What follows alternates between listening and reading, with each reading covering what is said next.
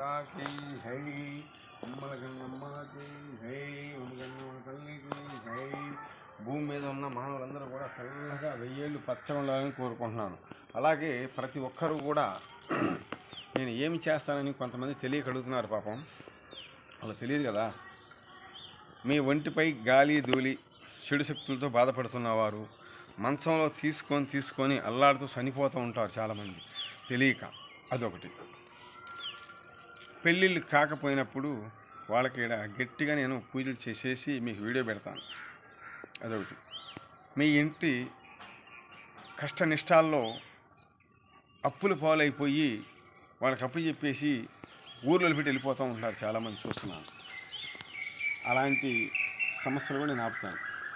పూజ చేసి మీ ఇల్లు మీకు అయ్యేటట్టు, మీ స్థలం మీకు అయ్యేటట్టు, మీ జాగా మీకు అయ్యేటట్టు, మీ కుటుంబం అందరూ కూడా మళ్ళీ ప్రపంచానికి అంటే ఇంటి పక్క వాళ్ళకి కానీ ఎవరికైనా సరే సమానకంగా మళ్ళీ ఆనందంగా కలిసి ఉండేలా చేసే శక్తి నా దగ్గర ఉంది.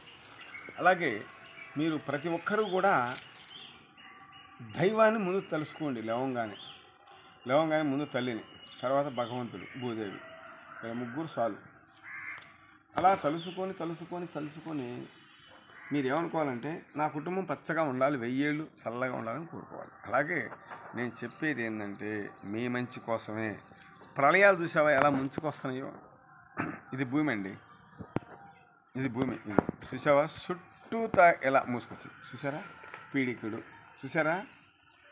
ముందు భూమి ఇలా ఉంటుంది, ఇలా ముంచుకొచ్చేస్తుంది. అయిపోయా. పిడికిడి మట్టి, పిడికిడి అన్నం చూసారా? ఈ అన్నమే ఒక మట్టిలాగా మారిపోద్ది. ఈ ఆత్మ వెళ్ళిపోద్ది. ఈ ఆత్మకి ఇంకోటి చెప్తాను ఏనండి బాగా. ఈ ఆత్మకి మనమే శిక్ష ఏర్పాటు చేస్తున్నాం ఇక్కడ. అంటే శాపాలు మొత్తం మన ఆత్మకి మనం పంపించి ఇది చేస్తాం. అది ఎలా తెలుసా? భగవంతుని సన్నిధి లేకుండా మనం ఏ పని చేసినా పని అవ్వదు.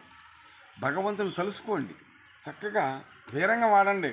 భగవంతునితో గజ్జల సౌండ్తో డమరకం, శివుని డమరకం ఇది తెలుసా? ఒకడు అంటాడు, తెలియని వాడు బుడబొక్కడికి అంటారు. జీవితం వ్యర్థమైపోద్ది, కుటుంబాలు చెప్పలేంటాయి. ఇది డమరకం. ఇంకోటి చూడండి, ఈ గజ్జల కట్టి కాలికి చిందేస్తుంటే భగవంతుడే లేచాడాలి తెలుసా? అదొకటి. గనగన మోత పుట్టాలి భగవంతుడికి తెలుసా? అలా చేయండి పూజలో. మీరు ఎందుకు పచ్చబట్టాల్సి వస్తాను ఛాలెంజ్గా చెప్తున్నాను. అలాగే ప్రతి ఒక్కరు కూడా నేను పెట్టే వీడియో అందరూ చూసి మీ కుటుంబ సలహాను కోరుకుంటున్నాను. ప్రతి ఒక్కరికి నా కుటుంబ తరఫున ధన్యవాదములు. అలాగే నా తల్లి అచ్చమ్మ గారు, నా తండ్రి అత్తయ్య గారు, వాళ్ళ ఆత్మల భూమి చెంచని కోరుకుంటున్నాను. జై మాతా.